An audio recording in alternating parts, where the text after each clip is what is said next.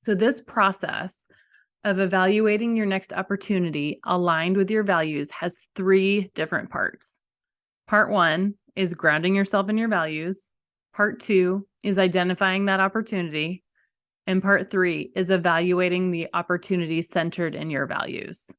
So first and foremost, when are we even doing this evaluation? So you can do this really at any point in the process. You might, follow this process before you decide to apply. You might apply to an opportunity or a job and then do this process, but I would suggest to do it before the interview stage if possible, or maybe after an initial recruiter call. Welcome to You Belong in the C-Suite podcast. You are ambitious in life and in your career, but something is missing. You want to bring more of your passion to what you do. Because let's be honest, you pour a ton into your work, and it needs to mean more. I'm your host, Laura Eigel. I'm a mom, wife, PhD, coach, advocate, introvert, and indoor rowing fanatic. I'm passionate about living a life that's in line with my values. We'll give you the actionable tips and tools you need to lead with your values, make a difference, and have career success. The world needs more diversity and authenticity in the top jobs at organizations. Your leadership belongs there. You belong in the C-Suite.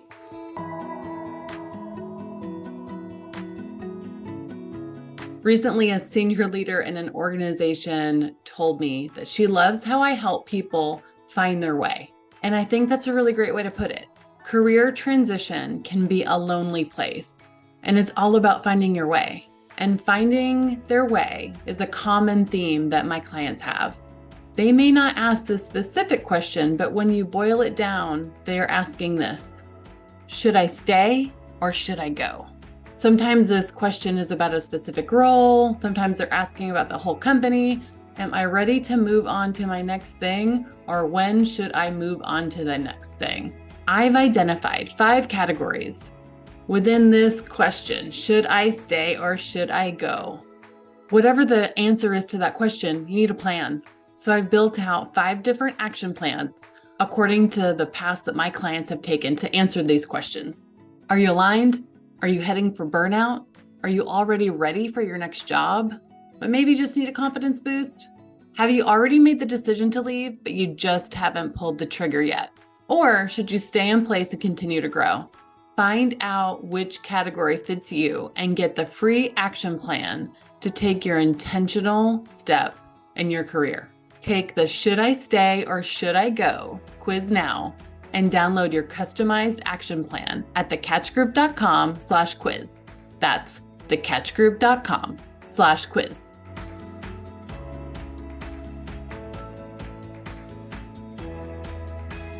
Welcome to this week's episode of the You Belong in the C-Suite podcast.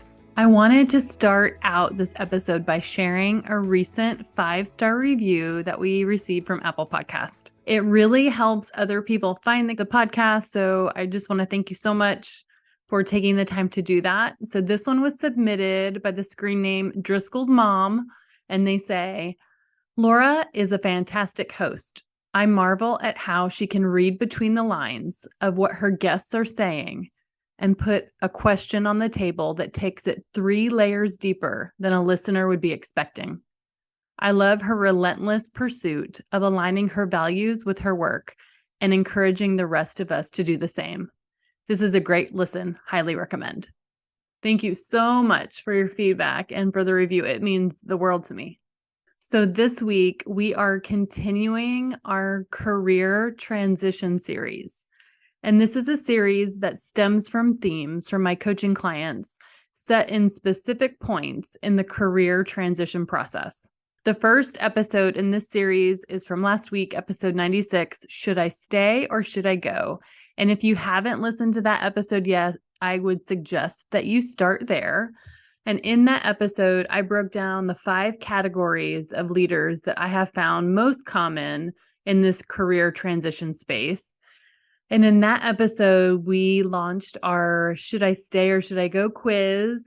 And it is really exciting seeing leaders taking it and downloading the action plans that come with it. I had a few hunches on which category would be the most common, but it's really interesting to see just how many people have fallen into some of these categories.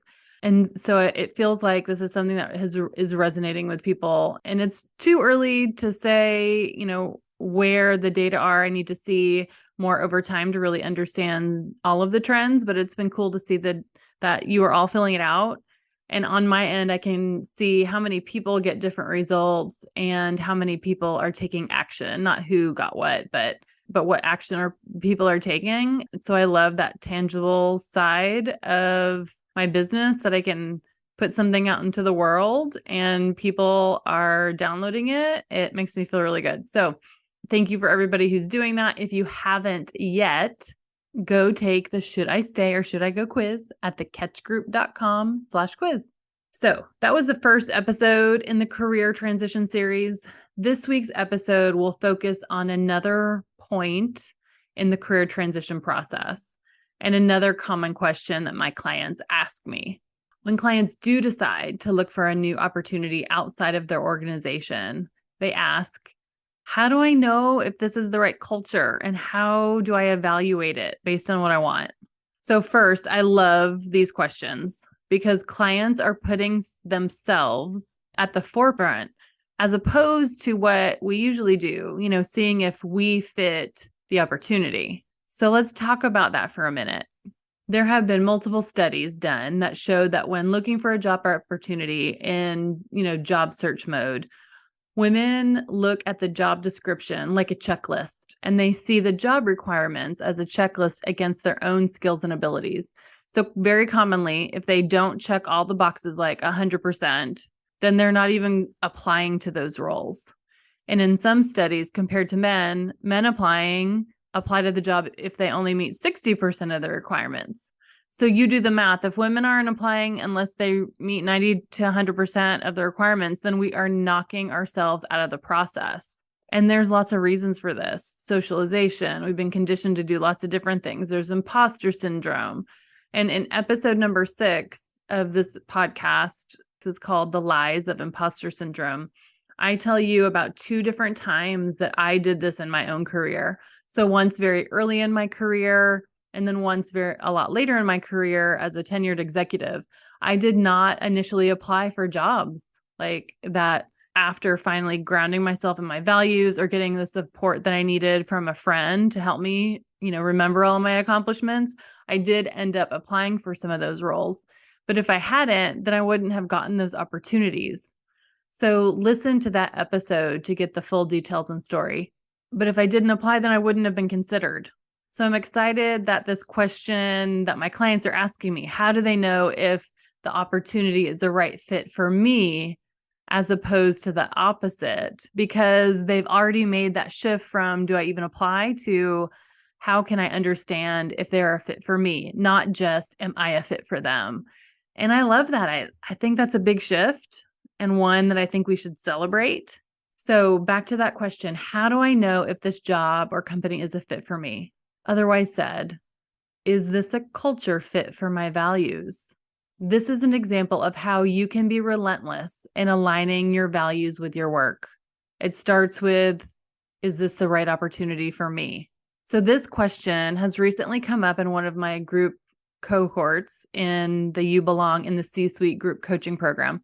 And the participants in that cohort said, Laura, if I had a scorecard or something that would be really helpful to evaluate opportunities. And I love that idea so much that I decided to build out a framework for you to evaluate your next opportunity aligned with your values. So let's dig in. So this process of evaluating your next opportunity aligned with your values has 3 different parts. Part 1 is grounding yourself in your values. Part 2 is identifying that opportunity. And part 3 is evaluating the opportunity centered in your values. So first and foremost, when are we even doing this evaluation? So you can do this really at any point in the process. You might, follow this process before you decide to apply. You might apply to an opportunity or a job and then do this process. But I would suggest to do it before the interview stage if possible, or maybe after an initial recruiter call. So each part of these steps in the process has a couple of steps in between it. So let's start with part number 1, grounding yourself in your values. I mentioned a bit ago that I love that we are even talking about this question because it means that we are shifting our mindset from figuring out if the opportunity is a fit for me versus I am a fit for this opportunity or company.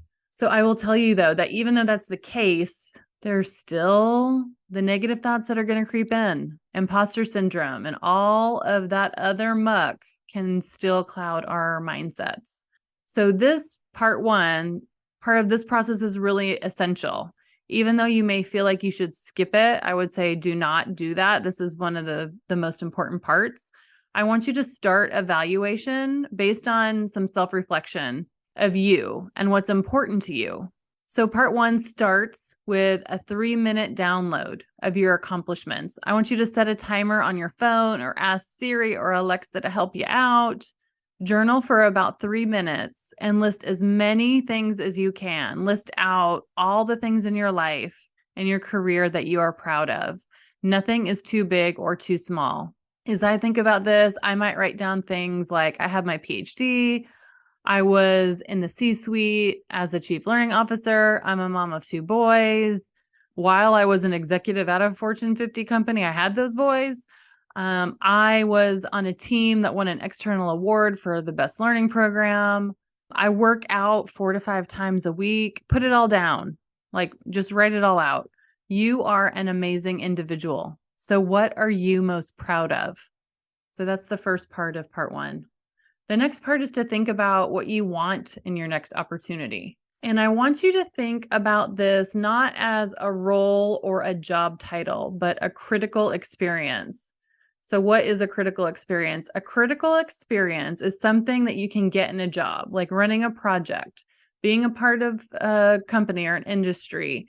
You might list things like leading a bigger team, leading a project turnaround that isn't going so well, getting a role with P&L responsibility.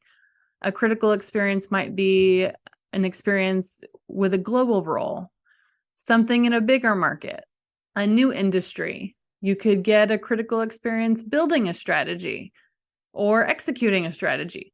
All of those things are critical experiences. So which ones do you want to get out of your next opportunity? What critical experiences do you want in that next opportunity? I'll give you an example from my own experience here. So when I left that Fortune 50 company and was evaluating roles, I wanted to get a critical experience of helping leaders in the C-suite build and develop. I had done that for so many other types of employees, from individual contributors all the way to vice presidents, first-time managers, helping them become better leaders. But I hadn't gotten a lot of experience developing the top leaders of a company. So that's one of the things that I put on my list as a critical experience. I also wrote down that I wanted to lead my own department and be on a leadership team. So those are all examples of critical experiences. And the last step of part 1 is writing down your values and your non-negotiables. So if you haven't identified your values, then I'm going to ask you to head to episode number 1, the one thing that's helped me most in my career. That's what that one's called. And that's how you can learn how to identify your values. But at this point, if you're listening, I'm assuming that you have done that. So I'm going to ask you to write those down and write your values down to ground yourself in those. These are the things that are important to you in your work and your life. After you do that, then I want you to write down your non-negotiables. So what is a non-negotiable? It is something that is a must-have in your role. Those could be, is it a remote role? It might be a non-negotiable that you actually want to be in the office. That could be a thing. Is it traveling less than 25% of the time? Is it a short commute? Maybe a salary range? Maybe the amount of vacation or PTO you get? Any specific healthcare benefits? These are the things that you won't budge on. Write those down next. So that's part 1. So at this stage, you've written down your accomplishments, you've identified some critical experiences, and you've grounded yourself in your values and written down your non-negotiables.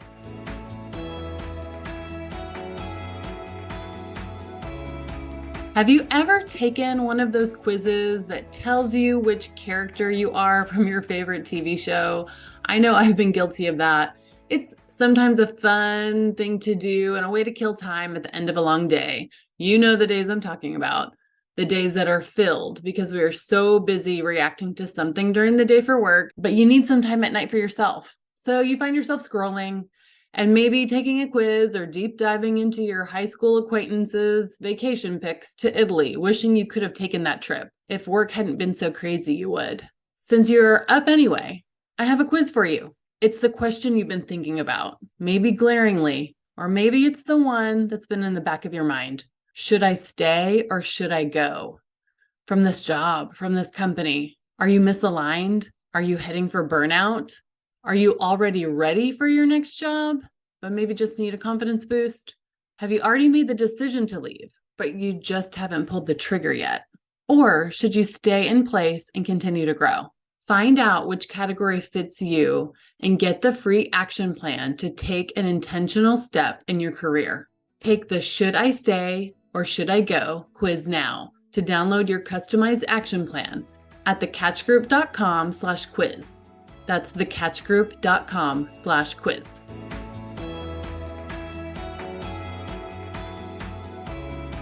You're now ready for part 2. And this is about identifying the opportunity that could include the company and the role. You may find opportunities in lots of ways. You can do this through traditional methods like searching job sites like LinkedIn or Indeed. You may do this through your own network.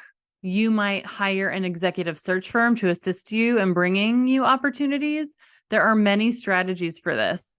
Whatever your strategy, I want you to evaluate not only the opportunity, but also at the organization and culture level. The best way to do this is really to get some inside intel. So who currently works there that you know? Who do you know that is connected to somebody that works at the company you're interested in working for? Who in your network is a second connection, maybe? Ask them to make an introduction for you. If you don't know someone directly at the company, then I want you to be ready to ask some really targeted questions when you do get that interview. So first, what I want you to do is to start out at that organizational level. I want you to list out all of the values of the company. What does their website say? Is it consistent with their posting on LinkedIn? What about their ratings on Glassdoor? Then I want you to do some digging at the job level. List out the important characteristics and factors of the job. What's the level of the role? The company size? Who is the role reporting to? This is important because job levels are different everywhere. A lot of people don't want to leave their current job for a lateral position because what will people think, right? When in reality, it may not be a lateral. It could be a bigger job, but a smaller company and maybe the same title. But it's still a different opportunity and a bigger job for you. So instead of just thinking about level, I want to see if you can identify some of those critical experiences from the job descriptions. Many will show it, some may not. Job descriptions are notoriously poorly written and sometimes not really an accurate depiction of the job. So if you're unsure, write some questions out here that you can ask someone in the interview process about what are the most important critical experiences in this role. The last part of this part of the process is to continue to get some of that intel. So you're going to most likely do this in multiple places. Remember, you are gathering data to see if this opportunity fits with your values and aspirations. So some places that you can get some information. Connect with a person who currently works there in the interview process. And here's one tip. When you are interviewing at the beginning, set the stage that you will be asking for a few questions. Don't wait until the end because you may run out of time to do that. So this is the part where you're going to do some prep on what questions to ask that will help to uncover if it's a values fit or not. And remember, you can ask these in a connect with a leader or in an interview, but here's some of the things that I'd like you to focus on. Here's just a few thought starters for you to ask. Can you give me an example of how you reward and incentivize diversity and inclusion efforts here? Another one of my favorite questions to ask is, how do decisions get made here? Here's another one. Give me an example of the last time you saw a leader not living the culture or the values and how they were held accountable to do things differently. That is a really great question that will say a lot. Another question you might ask, how do you invest in talent here? Or another one of your company values is XYZ. What does that mean to you? And how do you see it in action in your team or department? And then how does that show up at the organizational level? So the answers to these questions or questions like these will give you a lot of information about the culture, not just what they say their culture is on their website. What other questions are aligned to your values that you'd want to understand? This is the time that you would build out some of your own questions too. So we've now completed kind of these two phases of the evaluation process. First, we've grounded yourself in your values and accomplishments. Then we've identified the opportunities and gotten more information about the culture. And the last part of this holistic framework is to evaluate the opportunity centered in your values. This is that scorecard part. I want you to think of evaluating the opportunity under these three categories. First, a values assessment. Second, a non-negotiable assessment. And third, a critical experience assessment. You'll rate each of these categories as either a red flag, proceed with caution, or an A+. So first, in the values assessment, you're going to review your values and the values of the company. Where do those overlap and intersect? What about the answers that interviewers gave you? I want you to go with your data points, but ultimately, I want you to trust yourself here. If you don't see your values reflected in the actions, then that might be a red flag. So assign that red flag or proceed with caution or A+ here, depending on your evaluation. Next, I want you to look at your non-negotiables. This is the non-negotiables assessment. I want you to be honest here. No gray lines. Is something a knockout? Are they moving back into an office situation and you need more flexibility? Is the salary range in line with your expectations and experiences? If there are any red flags here, then note them. There are places to compromise, but non-negotiables are not the place. They are just that, not negotiable. One of my non-negotiables in the past has been not moving for a role. So our family made the decision not to move multiple times. Opportunities were presented either to my husband or to me in the past, and we were aligned and we were very clear that we didn't have a lot of interest in moving because our support system is in the city that we live. So that's an example of a non-negotiable. Last, you are evaluating the critical experiences. So is this a match? Is there room for you to grow in this role? Different industry experience, bigger role in a smaller company, more accountability or a turnaround? If you aren't seeing much new stuff here, then you may label that as a red flag. I'll give you an example here. When I was interviewing at one point, there was a company that there was big values alignment. So I gave them an A+ on that.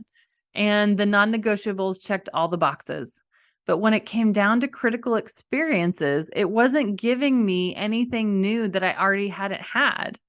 It would just have been doing the same thing as my previous job, but just at a different company. And so learning a new industry would have been a shift, but not as big of a shift as I was looking for. So I made the decision to drop out of the interview process. I knew that long term, I just wouldn't be happy there. So you've assessed your values, your non-negotiables, and your critical experiences, and then assign them that red flag, proceed with caution, or A+. The goal is to have more A+ than proceed with cautions. Have any red flags? This is the time to trust yourself. This is probably not the opportunity for you. So I will say I do come from a ton of privilege. In my job search that I've been referencing, we had savings and a dual income household. So not everyone is in that same situation. Sometimes you need to sacrifice some of your wants and needs because you need a job that pays your bills and takes care of your family. That may mean taking a job for a little bit while still looking for another one. Oh my gosh, can you believe I just said that? Take a job for a little bit while still looking for another one? Guess what? It happens. Is it fair to the organization if you leave after a short time? Well, that's probably another podcast episode in and of itself. But I will say that it does happen more than you realize. And in the long run, the organization that you leave, they will find another person. So not everyone is in the position to have all A pluses and green lights on every opportunity for every single thing. But I will say, only you know what you should say yes or no to, but just do that with eyes wide open. Do not settle if you do not have to. And I think that more so than not, women go into something thinking, well, it is wonderful, except for that one thing. And then they settle. But what I really want you to do is I want you to be relentless, and I want you to put you and your values first here. Evaluating the opportunities with your values first is another way you are intentionally building a life and career that you want. You are owning your path forward. So to recap, evaluating your opportunities with your values first starts with part 1, grounding yourself in your values. You do that by listing your accomplishments, your critical experiences that you want for your next opportunity, and grounding yourself in your values and writing down your non-negotiables. Part 2 is identifying the opportunity, and you do that by evaluating the values of that company and the important characteristics of that job and getting some more information, that next level. You're going to be asking questions that align with your values in the interview process or with the person that currently works there. Part 3 is evaluating the opportunity centered in your values. And you do that by assessing your values, your non-negotiables, and your critical experiences. So after all of that, how do you feel about the opportunity? Trust yourself here. If it is a fit for you, then I am so excited for you. Now, go negotiate for what you deserve. Listen to episode 71, Negotiating Your Career Advancement with Madeline Mendoza. It was a great interview episode. And spoiler alert, you should negotiate, and you should negotiate for more than just pay. Lots of things are negotiable. I hope that you have found this second episode of the Career Transition series helpful and actionable. I'm really excited to come back next week with the third episode of this series. Until then, remember, your leadership belongs here. You belong in the C-suite.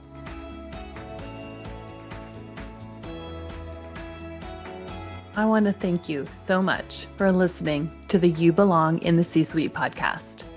If you are enjoying this content, please remember to rate and review on Apple Podcasts. By leaving a review, you are helping others find this content. We will be featuring 5-star reviews on air in upcoming episodes. Editing and support for the podcast is done by S&E Podcast Management. To get more tips and tools to help you live a life guided by your values, go to thecatchgroup.com. Keep your boundaries and take care.